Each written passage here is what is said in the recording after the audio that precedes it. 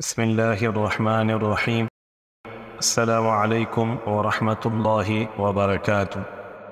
جرنیل صحابہ کے سلسلے میں آج ہم جس شخصیت کا ذکر کرنے جا رہے ہیں وہ ہیں حضرت عتبہ بن غزوان رضی اللہ تعالی عنہ۔ دراز قد، دلکش قد و خال، نورانی چہرہ، گداز دل، مضبوط اور گٹھا ہوا سڈول جسم، نیزہ باز، شمشیر و زن اور ماہر شاہ سوار، پاکیزہ اخلاق، زاہد، عابد اور شب زندہ دار، میدان جنگ میں دشمنان اسلام پر کاری ضرب لگانے والا، جرأت مند، بہادر اور دلاور جواں۔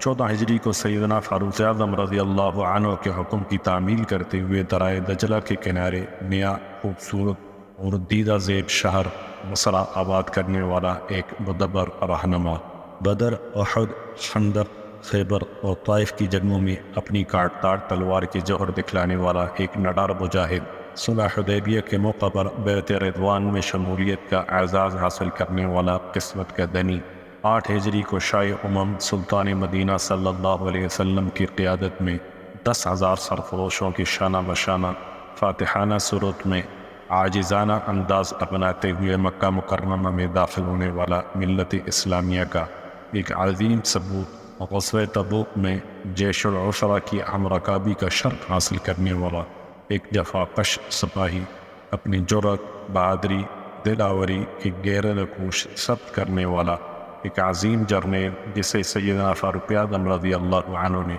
عراق کے جنوبی علاقے کو فتح کرنے کے لیے بڑی ہی سوچ و بچار کے بعد منتخب کیا اور ایک مختصر سے اسلامی لشکر کا قائد بنا کر عراق اور ایران کے سرحدی مقام ابلہ کی طرف روانگی کا حکم دیا اور یہ نصیحت کی: اے عتبہ، اللہ سبحانہ و تعالیٰ پر کامل توکل کرتے ہوئے عرب کی اس سرحد تک اسلامی لشکر کی قیادت کرتے ہوئے پہنچ جاؤ جہاں سے عجم کی سرحد شروع ہوتی ہے۔ دیکھنا ہر حال میں اللہ کا ڈر اور تقوی پیش نظر رہے، تمہارا ایک مکار، فریبی اور چالاک دشمن سے پارا پڑنے والا ہے، انتہائی دانشمندی، جرأت اور بیدار مغزی سے اس کا مقابلہ کرنا ہوگا، جو اللہ تمہارا حامی و ناصر ہو۔ حضرت عتبہ بن غزوان رضی اللہ عنہ قبیلہ بنو مازن کے قابل فخر و نہار اور عرد العزیز فرزند تھے۔ زمانہ جاہلیت میں ان کا خاندان قبیلہ بنو نوفل بن عبد مناف کا حلیف تھا۔ جب یہ 30 برس کے ہوئے تو مکہ کی فضاؤں میں یہ خبر گردش کرنے لگی کہ آمنہ کے لال عبد المطلب کے پوتے اور عبداللہ کے فرزند ارجمند نے نبوت کا دعویٰ کر۔ اس کا یہ پیغام ہے کہ صرف اللہ ہی معبود برحق ہے، وہی خالق و مالک اور وہی رازق و مشکل کشا ہے، موت و حیات اسی کے قبضہ میں ہے۔ اسی کے پیغام کے منظر عام پر آتے ہی مکہ میں ایک ہنگامہ برپا ہو گیا۔ سرداران قریش نے نو آموز مسلمانوں پر ظلم و ستم کی انتہا کر دی۔ رحمت عالم خلق مجسم صلی اللہ علیہ وسلم نے اپنے جانثار ساتھیوں کی بے بسی دیکھتے ہوئے حبشہ کی طرف ہجرت کر جانے کا حکم دیا۔ ہجرت کو اختیار کرنے والے 7 رسیدہ دوسرے قافلے میں حضرت عتبہ بن غزوان بھی شامل تھے۔ کچھ عرصہ وہ وہاں پرسکون اور امن سے زندگی کے دن گزارنے کے بعد واپس مکہ آ گئے۔ چونکہ رسول اقدس صلی اللہ علیہ وسلم کے محبت اور اپنے وطن کی یاد انہیں بے قرار کی ہوئی تھی۔ سرور دو عالم خلق مجسم، نیر تاباں، روشن و رخشن، رسول معظم صلی اللہ علیہ وسلم قریش مکہ کے ظلم و ستم سے تنگ آ کر جب سوئے مدینہ روانہ ہوئے تو آپ کی جدائی نے حضرت عتبہ بن غزوان رضی اللہ عنہ کو بے چین کر دیا۔ اب موقع کی تلاش میں رہنے لگے کہ کیسے جلد از جلد محبوب کبریا کی رفاقت و زیارت کا شرف حاصل کیا جائے۔ شوال 1 ہجری میں عکرمہ بن ابی جعل کی قیادت میں چند قریشی نوجوان مدینہ میں نو آباد مسلمانوں پر دباؤ ڈالنے کے لیے مسلح ہو کر نکلے۔ جب سفر کرتے ہوئے عرابہ مقام پر پہنچے تو وہاں حضرت عبیدہ بن حارث کی قیادت میں کشتگان خنجر تسلیم و رضا کا 80 افراد پر مشتمل ایک قافلہ گشت میں تھا۔ مکہ سے آنے والے قافلے کے ساتھ عتبہ بن غزوان اور مقداد بن اسود بھی ہو لیے۔ سالار قافلہ کرموں نے سمجھا کہ شاید یہ خاندانی غیرت کو دل میں سمائے ہمارے ساتھ جا رہے ہیں، یہ ہمارا ہاتھ بٹائیں گے۔ لیکن جب حق و باطل کا ٹکراؤ ہوا، مکہ سے آنے والے سورمے پسپا ہو کر واپس پلٹے تو یہ دونوں سلیب الفطرت نوجوان موقع کو غنیمت سمجھتے ہوئے قدسی نفوس مجاہدین کے ساتھ جا ملے اور اس طرح انہوں نے مدینہ منورہ پہنچ کر شاہ امم سلطان مدینہ صلی اللہ علیہ وسلم کی زیارت کا شرف حاصل اور 2 ہجرتوں کا اعزاز حاصل کرنے کی سعادت ان کے نصیب میں آئی۔ حضرت عتبہ بن غزوان رضی اللہ عنہ نے ان تمام جنگوں میں بڑھ چڑھ کر حصہ لیا جن میں سرور عالم صلی اللہ علیہ وسلم بذات خود شریک، ان کی بہادری، جواں مردی، جرأت و شجاعت کا تذکرہ زبان زد عام۔ لشکر اسلام کی قیادت کے فرائض سر انجام دینے میں حکیمانہ بصیرت اور ماہرانہ منصوبہ بندی کرنے میں ید طولہ رکھتے تھے۔ ایک روز سیدنا فاروق اعظم رضی اللہ عنہ نے نماز عشاء کے بعد سستانے کے لیے بستر پر لیٹے تاکہ تازہ دم ہو کر رات کو گشت کے لیے نکلیں، لیکن انہیں ایرانی سرحد پر لڑی جانے والی جنگ کی نازک ترین صورتحال کی وجہ سے نیند نہیں آ رہی تھی۔ انہیں جنگی مقاصد کے ذریعے یہ خبر پہنچ چکی تھی کہ لشکر اسلام جونی اس قابل ہوتا ہے کہ ایک زوردار حملے سے ایرانی فوج کو پسپا کر دے تو کسی جانب سے اسے کمک پہنچ جاتی ہے اور وہ دوبارہ اپنی قوت کو مجتمع کر کے لشکر اسلام کے سامنے ڈٹ جاتا ہے۔ امیر المؤمنین سیدنا فاروق اعظم رضی اللہ عنہ کو یہ بھی بتایا گیا ابلا شہر سے ایرانی فوج کو کمک بہم پہنچائی جاتی ہے۔ آپ نے یہ پختہ عزم کر لیا کہ ابلا کو فتح کرنے کے لیے لشکر روانہ کرو تاکہ ایرانی فوج کو کمک موصول ہونے کا راستہ منقطع کر دیا جائے، لیکن آپ کے پاس افرادی قوت کی بہت کمی تھی، اس لیے کہ نوجوان اور بوڑھے جہاد کے لیے اپنے گھروں سے روانہ ہو چکے اور ان کے چلے جانے کے بعد مدینہ طیبہ میں چند افراد باقی رہ گئے ہیں۔ اس موقع پر آپ نے اپنا معروف حربہ استعمال کیا، وہ یہ کہ افرادی کمی کو تجربہ کار سپہ سالار کے ذریعے پورا کیا جائے۔ مدینہ منورہ میں موجود تمام افراد کی فہرست سامنے رکھ کر ان کی جنگی مہارت کا بغور جائزہ لینے لگے۔ بڑے طویل سوچ و بچار کے بعد یکدم یہ کہتے ہوئے نعرہ زن ہوئے، میں نے اسے پا لیا، ہاں میں نے اسے پا لیا۔ پھر بستر پر دراز ہوتے ہوئے فرمانے لگے، یہ ایک ایسا مجاہد ہے جس نے بدر، احد، خندق اور دیگر غزوات میں بڑا نمایاں کردار ادا کیا، اس کی تلوار اور تیر کا نشانہ کبھی خطا نہیں کیا۔ مزید اسے حبشہ اور مدینہ کی جانب سے ہجرت کرنے کا اعزاز بھی حاصل ہوا ہے اور وہ ان خوش نصیب مسلمانوں سے ہے جنہیں اسلام قبول کرنے میں سبقت کا شرف حاصل ہوا۔ جب صبح ہوئی تو امیر المؤمنین سیدنا فاروق اعظم رضی اللہ عنہ نے ارشاد فرمایا، عتبہ بن غزوان کو میرے پاس لاؤ، اور اس کی قیادت میں 319 مجاہدین کا لشکر ابلا کی جانب روانہ کر دیا اور یہ وعدہ بھی کیا میں تمہاری مدد کے لیے وافر مقدار میں اور مجاہدین کو بھیجو۔ جب یہ لشکر کوچ کرنے کے لیے تیار ہوا تو سیدنا فاروق اعظم رضی اللہ عنہ لشکر کے سپہ سالار حضرت عتبہ کو وصیت کرتے ہوئے فرمانے لگے، عتبہ میں تجھے سرزمین ابلا کی جانب روانہ کر رہا ہوں، یہ دشمن کا ایک بڑا مضبوط قلعہ ہے، میں اللہ تعالیٰ سے امید رکھتا ہوں کہ وہ تیری مدد کرے گا۔ جب تم اپنی منزل پر پہنچ کر پڑاؤ کرو تو سب سے پہلے وہاں کے باشندوں کو اسلام کی دعوت، اگر وہ قبول کر لیں تو وہ تمہارے بھائی ہیں، اگر اسلام قبول کرنے سے انکار کر دیں تو ان سے جزیہ وصول کرنے کا مطالبہ کرنا، اگر وہ جزیہ دینے سے انکاری ہوں ان سے جنگ کرنا۔ عتبہ اپنے منصب کے بارے میں اللہ تعالیٰ سے ڈرتے رہنا، تکبر، ناخوت اور اکڑ فون کرنے سے دامن بچائے رکھنا، یہ عادت انسان کی عاقبت برباد کرنے کا باعث بنتی۔ تمہیں اس بات کو اچھی طرح ذہن نشین کر لینا چاہیے، اللہ سبحانہ و تعالیٰ کا تم پر یہ بہت بڑا احسان ہے، رحمت عالم صلی اللہ علیہ وسلم سے براہ راست فیض حاصل کرنے کا اعزاز حاصل ہوا ہے۔ اللہ تعالیٰ نے تمہیں عزیمت عطا کی، کمزوری کے بعد قوت عنایت کی، تم اس وقت لشکر کے امیر اور عرد العزیز جرنیل ہو۔ تم جو بات کہو گے اسے احترام کی نگاہ سے دیکھا جائے گا، تم جو بھی حکم دو گے اسے بخوشی تسلیم کیا جائے گا، دیکھنا کہیں اس نعمت کو غلط استعمال نہ کر بیٹھنا، ورنہ آخرت کے دن پچھتانا پڑے گا۔ اللہ مجھے اور تجھے اپنی امان میں رکھے، آمین۔ حضرت عتبہ بن غزوان رضی اللہ عنہ اپنا یہ لشکر لے کر روانہ ہوئے۔ اس لشکر میں ان کی بیوی کے علاوہ دیگر 5 مجاہدین کی بیگمات بھی شامل۔ یہ لشکر دشوار گزار راستوں میں سے گزرتا ہوا ابلا شہر کے قریب ایک سرسبز مقام پر خیمہ زن ہوا۔ لشکر کے پاس کھانے کے لیے کوئی چیز نہ تھی۔ جب بھوک نے زور پکڑا تو حضرت عتبہ رضی اللہ عنہ نے چند ساتھیوں سے کہا کھانے کے لیے کچھ تلاش کر کے لائیں۔ وہ خوراک تلاش کرنے کے لیے نکلے تاکہ بھوک کا مداوع ہو سکے۔ ان کے ساتھ ایک دلچسپ واقعہ پیش آیا۔ ان میں سے ایک ساتھی نے بیان کیا، ہم کھانے کے لیے کوئی چیز تلاش کر رہے تھے، ہم چلتے چلتے درختوں کے ایک جھنڈ میں داخل ہوئے۔ وہاں 2 بٹکے پڑے ہوئے تھے، ایک میں کھجوریں تھیں اور دوسرا مٹکا زرد رنگ کے چھوٹے چھوٹے دانوں سے بھرا ہوا۔ ہم نے دونوں مٹکے اٹھا لیے اور امیر لشکر کے پاس لے آئے۔ ہم میں سے ایک ساتھی نے مٹکے میں موجود دانوں پر نگاہ ڈالی اور کہا، ہمیں احتیاط کرنی چاہیے، ممکن ہے یہ کوئی زہر ہو جسے دشمن نے ہمیں ہلاک کرنے کے لیے یہاں رکھا ہو۔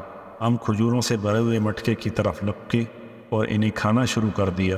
اتنے میں گھوڑا رسی کو توڑتا ہوا سیدھا اسی مٹکے کی طرف آیا جس میں زرد رنگ کے دانے تھے۔ گھوڑے نے مٹکے میں منہ ڈالا اور بڑی رغبت سے کھانا شروع کر دیا۔ بخدا ہم نے ارادہ کیا کہ گھوڑے کو ذبح کر لیں ورنہ یہ زہر سے اس کی موت واقع ہو جائے گی۔ ہمارے ایک ساتھی نے کہا، رہنے دیجیے، میں رات بھر پہرا دوں گا، اگر یہ مرنے لگا تو اسے فوراً ذبح کر دوں۔ جب صبح ہوئی تو ہم نے دیکھا گھوڑے کو کچھ بھی نہیں ہوا۔ مجاہدین کی بیگمات میں سے ایک نے کہا، میں نے اپنے محترم والد سے سنا ہے زہر کو اگر آگ پر رکھ کر جلا دیا جائے اس سے زہریلا پن ختم ہو جاتا ہے۔ پھر اس خاتون نے مٹکے سے کچھ دانے کے لیے ہانڈیاں میں ڈالے اور نیچے آگ جلا دی۔ تھوڑی دیر بعد کہنے لگی، یہ دیکھو دانوں کے اوپر سے چھلکا اتر رہا ہے اور اندر سے سفید رنگ کے دانے برآمد ہو رہے ہیں۔ ہم نے ذائقہ چکھنے کے لیے دانے ایک پیالے میں ڈال کر امیر لشکر کی خدمت میں پیش کیے۔ انہوں نے فرمایا، اللہ کا نام لے کر کھاؤ۔ ہم نے کھائے تو بڑا مزہ آیا۔ بعد میں ہمیں پتہ چلا ان دانوں کو چاول کہتے ہیں اور یہ ایرانیوں کی مرغوب غذا۔ ابنا جسے فتح کرنے کے لیے حضرت عتبہ بن غزوان رضی اللہ عنہ نے ایک چھوٹے سے لشکر کے ساتھ چڑھائی کی تھی۔ دجلہ کے کنارے پر واقع ایک محفوظ شہر تھا۔ ایرانی فوج نے یہاں اسلحہ محفوظ کرنے کے لیے بڑے بڑے سٹور بنا رکھے تھے اور قلعہ کے برجوں پر اپنے دشمنوں پر نگاہ رکھنے کے لیے رستگاہیں تعمیر کر رکھی تھی۔ یہ تمام تر انتظامات حضرت عتبہ بن غزوان رضی اللہ عنہ کی جنگی کارروائی میں کوئی رکاوٹ پیدا نہ کر سکے۔ امیر لشکر عتبہ رضی اللہ عنہ نے نیزوں کے ساتھ جھنڈے آوازاں کر کے لشکر میں شامل خواتین کے ہاتھوں میں تھما دیے اور انہیں حکم دیا وہ لشکر کے پیچھے چلیں، اور ان سے یہ بھی ارشاد فرمایا، جب ہم شہر کے قریب پہنچ جائیں تو ہمارے پیچھے اس قدر غبار اڑائیں جس سے فضا گرد آلود ہو جائے، کسی کو کچھ دکھائی نہ دے۔ جب لشکر اسلام ابنا شہر کے قریب پہنچا اور ایرانی فوج نے یہ منظر بچشم خود دیکھا تو وہ انگشت بدندہ رہ گئی۔ اتنا بڑا لشکر پورے جاؤ جلال سے ہماری طرف پیش قدمی کر رہا ہے، ہم تو اس کے مقابلے میں بہت تھوڑے ہیں۔ ان کو اپنی جان کے لالے پڑ گئے۔ گھبراہٹ کے عالم میں ان کشتیوں پر بیٹھ کر بھاگ نکلے جو دریا دجلہ کے کنارے ہنگامی آلات سے نمٹنے کے لیے تیار لنگر انداز تھی۔ حضرت عتبہ رضی اللہ عنہ بغیر کسی مزاحمت کے فاتحانہ انداز میں ابنا شہر میں داخل ہوئے۔ پھر اس کے بعد تھوڑے ہی عرصہ میں ارد گرد کے شہروں اور بستیوں کو بھی بڑی آسانی سے فتح کر لیا۔ یہاں سے اتنا مال غنیمت ہاتھ لگا جسے شمار کرنا دشوار تھا۔ کامیابی کے بعد ایک مجاہد مدینہ منورہ واپس لوٹا تو لوگوں نے اس سے پوچھا، ابلا میں مسلمانوں کا کیا حال ہے؟ اس نے کہا، بھائی کیا پوچھتے ہو، بڑے مزے میں ہیں، ہر طرح کی آسائش و آرام انہیں میسر ہے اور لوگ ابنا شہر میں رہائش اختیار کرنے کے بہت مشتاق دکھائی دیتے ہیں۔ اس موقع پر حضرت عتبہ بن غزوان رضی اللہ عنہ نے سوچا کہ لشکر اسلام کا ان مفتوحہ شہروں میں زیادہ دیر قیام کرنا انہیں آرام طلب بنا دے گا اور یہ مجاہد یہاں کے باشندوں کی عادات اپنا لیں گے اور ان کے جنگی عزائم مان پڑ جائیں گے۔ تو انہوں نے امیر المؤمنین سیدنا فاروق اعظم رضی اللہ عنہ کی طرف خط لکھا اور ان سے ایک نیا شہر آباد کرنے کی اجازت طلب کی اور مجوزہ جگہ کی نشاندہی بھی کر دی۔ امیر المؤمنین نے یہ شہر آباد کرنے کی انہیں اجازت دے دی اور اس نئے شہر کا نام بصرہ تجویز کیا گیا۔ حضرت عتبہ رضی اللہ عنہ نے اس نئے شہر کا نقشہ بنایا۔ سب سے پہلے اس میں ایک بہت بڑی مسجد تعمیر کی۔ اس مسجد کو اسلام کی سربلندی کے لیے اپنی تمام تر مساعی کا مرکز بنایا۔ مسجد ہی میں جہاد کے لیے قافلے ترتیب دے کر روانہ کیے جاتے۔ اس شہر میں مجاہدین نے اپنے گھر تعمیر کیے لیکن امیر لشکر نے اپنے لیے کوئی گھر تعمیر نہیں کیا۔ بصرہ شہر آباد ہو جانے کے بعد امیر المؤمنین حضرت فاروق اعظم رضی اللہ عنہ نے حضرت عتبہ رضی اللہ عنہ کو اس شہر کا گورنر مقرر کیا۔ حضرت عتبہ بن غزوان رضی اللہ عنہ جہاں ایک کامیاب جرنیل تھے، وہاں ایک منکسر المزاج سادگی پسند ایک مصلح کی حیثیت سے جانے پہچانے جاتے تھے۔ حضرت عتبہ رضی اللہ عنہ نے دیکھا بصرہ میں رہائش پذیر مسلمانوں کے دلوں میں دنیا کی رغبت پیدا ہو چکی ہے جس سے انسان کا دل غافل ہو جاتا ہے۔ انہوں نے اس بات کا مشاہدہ کیا کہ جو لوگ کچھ عرصہ پہلے چاول سے نا آشنا تھے وہ اب ایرانیوں کی طرح لذیذ کھانوں سے لطف اندوز ہو رہے ہیں۔ انہیں جب ایسی دنیا سے اپنے دین کا خطرہ لاحق ہوا اور دنیا سے اپنی آخرت خراب ہونے کا اندیشہ پیدا ہوا تو لوگوں کو کوفہ کی مسجد میں جمع کیا اور خطاب فرمایا، لوگوں یہ دنیا ختم ہونے والی ہے، تم یہاں سے ایک ایسے گھر کی طرف منتقل ہونے والے ہو جس پر کوئی زوال نہیں ہوگا، تم وہاں نیک اعمال لے کر جاؤ۔ لوگوں، مجھے اسلام قبول کرنے میں سبقت حاصل کرنے کا احساس ہے۔ ہم اس وقت درختوں کے پتے کھا کر گزارا کیا کرتے تھے جس سے بعض اوقات ہمارے منہ زخمی ہو جاتے تھے۔ ہماری غربت کا یہ عالم تھا کہ تن ڈھانپنے کے لیے کپڑا بھی مشکل سے میسر آتا تھا۔ ایک روز مجھے ایک چادر میسر آئی جسے میں نے 2 حصوں میں تقسیم کیا، نصف میں نے زیب تن کی اور دوسری نصف حضرت سعد بن ابی وقاص رضی اللہ عنہ کو تہ باندھنے کے لیے دے۔ اب ہم میں سے ہر ایک کسی نہ کسی علاقے کا گورنر ہے۔ میں اس حالت سے اللہ کے حضور پناہ چاہتا ہوں کہ اپنے آپ کو بڑا سمجھوں اور اللہ کے دربار میں ذلیل شمار کیے جاؤں۔ پھر حاضرین میں سے ایک کو اپنا نائب مقرر کیا اور انہیں الوداع کہہ کر مدینہ منورہ روانہ ہوئے۔ جب امیر المؤمنین سیدنا فاروق اعظم رضی اللہ عنہ کی خدمت میں حاضر ہوئے تو اپنا استعفیٰ پیش کر دیا، لیکن آپ نے ان کا استعفیٰ قبول نہیں کیا اور انہیں بصرہ واپس جا کر اپنا منصب سنبھالنے کا حکم دیا اور فرمایا، مجھے خلافت کے اہم ترین منصب پر بٹھا کر اپنا دامن چھڑانا چاہتے ہو، میں تمہیں رائے فرار اختیار کرنے نہیں دوں گا، تمہیں میرا ہاتھ بٹانا ہوگا۔ انہوں نے بادل نخواستہ حضرت عمر رضی اللہ عنہ کا حکم مانا اور اپنے اونٹنی پر سوار ہو کر سوئے بصرہ چل دیے اور یہ دعا کی، الہی مجھے واپس نہ لوٹانا، الہی مجھے واپس نہ لوٹانا۔ اللہ تعالیٰ نے ان کی دعا قبول کی۔ مدینے سے ابھی تھوڑی دوری گئے تھے کہ اونٹنی لڑکھڑائی اور حضرت عتبہ بن غزوان رضی اللہ عنہ سر کے بل گرتے ہی اللہ کو پیارے ہو گئے۔ یہ اپنے اللہ سے راضی اور اللہ ان سے راضی۔ السلام علیکم ورحمۃ اللہ وبرکاتہ۔